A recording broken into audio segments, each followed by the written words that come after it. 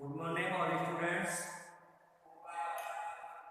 आज हम प्राथमिक एक्टिविटीज पढ़ेंगे और हमारा ये चैप्टर है 5th और हमारी यूनिट है 3।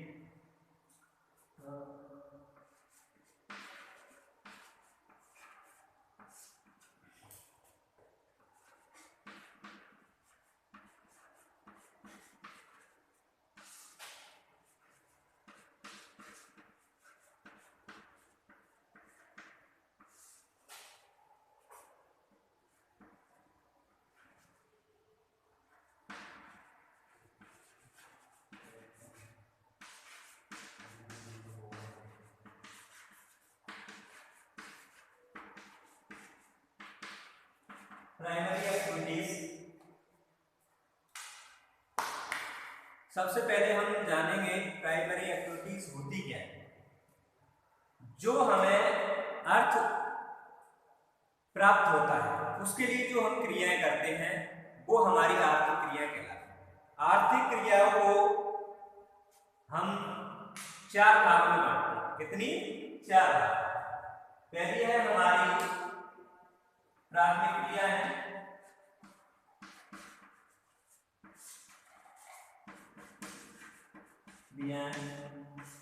दूसरी द्वितीयक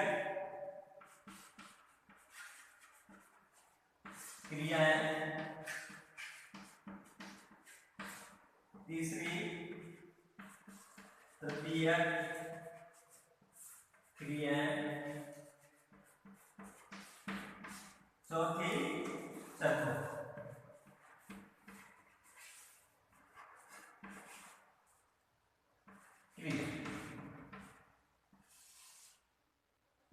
ठीक है, तो सबसे पहले हमारी प्राथमिक जो क्रिया है उसमें कौन कौन से काम आते हैं और हमें कौन कौन सी क्रिया उसके लिए करनी पड़ती है। तो प्राथमिक क्रिया में क्या है कि हमारा जो पर्यावरण है, हमारी प्रकृति है, उससे जो उत्पन्न जो उत्पाद है उस पर ही क्या है मनुष्य पूरी तरीका से निर्भर रहता है। प्राथमिक क्रिया में एग्रीकल्चर, खनन, उत्खनन, आखेट, संग्रहण, ये सारी क्रियाएं आती हैं। तो ये हमारी जो क्रियाएं हैं इनके लिए हमें उच्च बौद्धिक क्षमता की जरूरत नहीं पड़ती है। प्राथमिक क्रिया में पहले काम आते हैं जो पर्यावरण। तो हमारी पहली प्राथमिक क्रिया जो है तो उसमें हम सबसे पहला करते हैं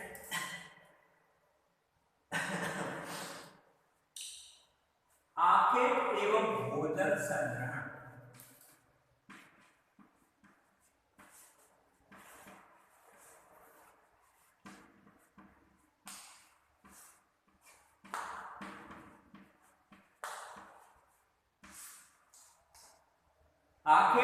आखेट का मतलब यहां शिकार से।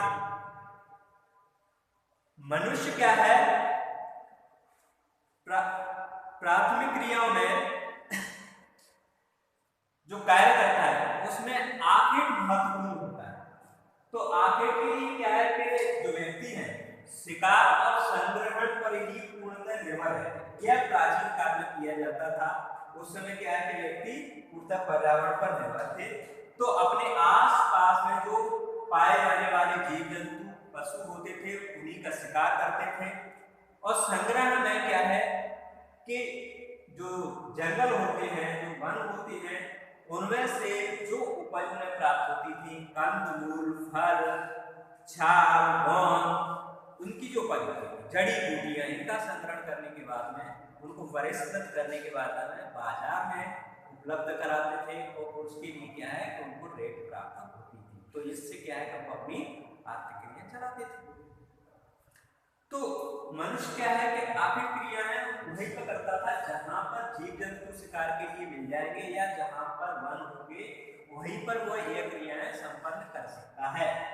तो हमारी जो आगे की क्रियाएं हैं वो बेटा हमारे उच्च अक्षांश, हमारी जो पृथ्वी है, हमारी जो पृथ्वी है वो हमने क्या है कि भूमध्य रेखा, कर्क रेखा, मकर रेखा, ठीक है कि नहीं। तो ये हमारे क्या भूमध्य रेखा, तो यानी कि पृथ्वी कर्क रेखा मकर रेखा क्या है कि इस दोनों ही तरफ कर्क रेखा तो हमारे उत्तर में 30.5 डिग्री और नॉर्थ में 7 डिग्री दर्शाता है और दक्षिण में हमारी मकर रेखा, ठीक है। तो अब इससे हम ऊपर जाएंगे 45 डिग्री अक्षांश से ऊपर जाएंगे, वो हमारे उच्च अक्षांश कहलाते हैं। तो जो कनाडा है, जो हमने आपको बताया होगा, इसको आकार याद रखने के लिए कि उसका जो आकार होता है लेटेबल डोरी की तरह होता है। तो उच्च अक्षांशों में क्या है कि यहाँ पर ये क्रिया की जाती है, ठीक। इसके अलावा ये यूरेशिया, आधा यूरोप और आधा एशिया का भाग, इसमें भी क्या है आकार की क्रियाएं की जाती है।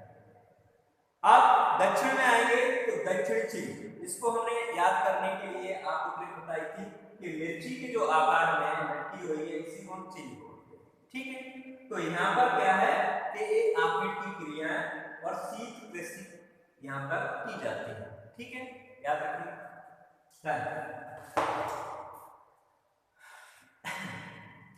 तो हमारा ये समझ में आया। इसके बाद में है हमारा दूसरा पशुचारण।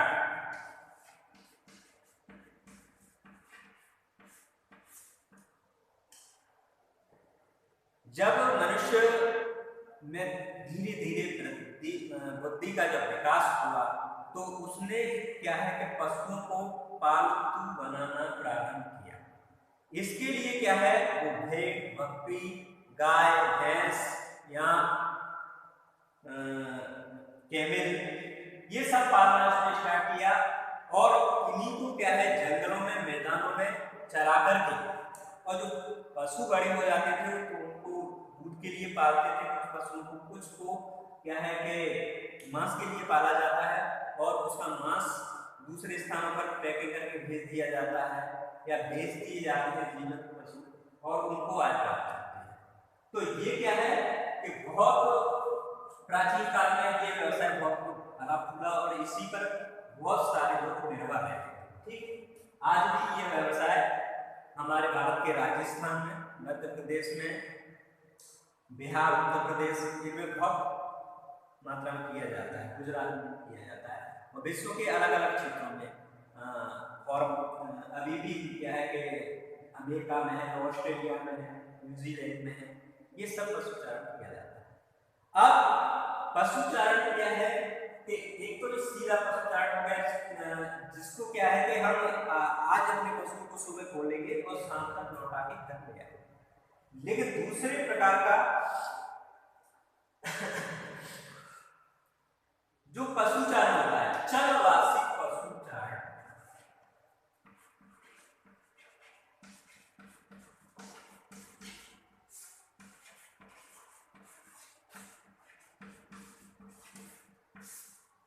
इसमें क्या है कि हम अपने पशुओं को विभिन्न ऋतुओं में उनके अनुसार चारा जहां पे मिलता है तो उसी स्थान पे हम क्या है पशुओं को अपनों को स्थायी रूप से ले जाकर के निवास करते हैं और पशुओं को आगे बढ़ाते रहते हैं और हमारा जीवन यापन चलता रहता है। उदाहरण के लिए जैसे गर्मियों में हिम पिघलेगी तो जो हमारा हिमालय का एरिया है वो बर्फ से खाली हो जाएगा और वहां पे वनस्पति निकल आती है गर्मियों में। तो जो मैदानी क्षेत्रों में चारा गर्मियों में कम होता है तो अपने पशुओं को ले जा करके और लोग क्या है हिमालय के पर्वतों पे ले जाते हैं, वहां चारा उनको मिलता है, वहीं पे पशुओं को चराते हैं। लेकिन जब बर्फ पड़ना स्टार्ट हो जाती है तो फिर वह मैदान बन जाता है। इसी प्रकार राजस्थान में या जहाँ मरुस्थल है जैसे सहारा मरुस्थल है तो मरुस्थलों में ग्रीष्म ऋतु आने पर क्या है कि वहाँ पे वनस्पतियां कम हो जाती हैं, चारा खत्म हो जाता है, सूख जाता है। तो वो क्या है कि जैसे ही गर्मी की ऋतु आती है तो वो क्या है अपने जो पशु होते हैं उनको लेकर के और मैदान इलाकों में जैसे उत्तर का विशाल मैदान है वहाँ पे या मध्य प्रदेश या महाराष्ट्र से जो लगे एरिया है उसमें क्या है कि अपने पशुओं को ले आते हैं और जब बारिश हो जाती है तो पुनः वो अपने रेगिस्तान में जहाँ पे चारा मिलता है वहाँ पे ले आते हैं। तो इसको अपन चरवासी पशुचारण कहते हैं। इसमें क्या है कि वो अपनी भोजन की व्यवस्था पशु के तरह की ले जाते हैं, कपड़े लत्ते भोजन बनाने की साथ और जो पशु साथ में ही इनका व्यवसाय करते जाते हैं जिससे उनको आय प्राप्त होती है।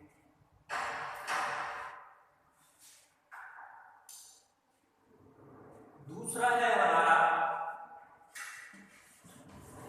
पशुधन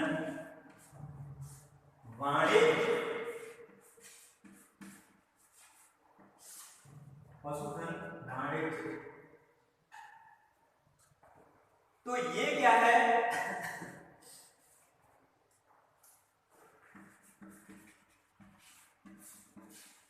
जो पशुधन होता है उसको क्या है कि हम व्यवसाय की दृष्टि से पालते हैं। तो हमारा ऐसे पशु जिसको पालने पर हमें याद आती है, तो उसमें क्या है कि जैसे भेड़, बकरी, गाय, बैल, भैंस, इनका उत्पादन बहुत मात्रा में किया जाता है, फार्मों पे किया जाता है, जिससे क्या है इनको मांस के उत्पादन के लिए, दूध के उत्पादन के लिए बेचा जाता है और उससे हमको आय प्राप्त होती है। जिससे पशुओं की खाल से जूते बनाए जाते हैं, जर्सी बनाई जाती है, बेल्ट बनाए जाते हैं, सींग से बटन बनाए जाते हैं। मांस क्या है कि पैकिंग करने के बाद में दूसरे देश के लिए बेच दिया जाता है, जिससे इनकम प्राप्त होती है। भारत हमारा विश्व में पशुधन की दृष्टि से नंबर 1 पर है, लेकिन अगर अपन दूध की उत्पादन से देखें तो यहाँ पे क्या है कि उत्पादकता कम है, क्योंकि यहाँ पर हमारे भारत में अच्छे पशुओं की जो नस्ल है उसका अभाव है।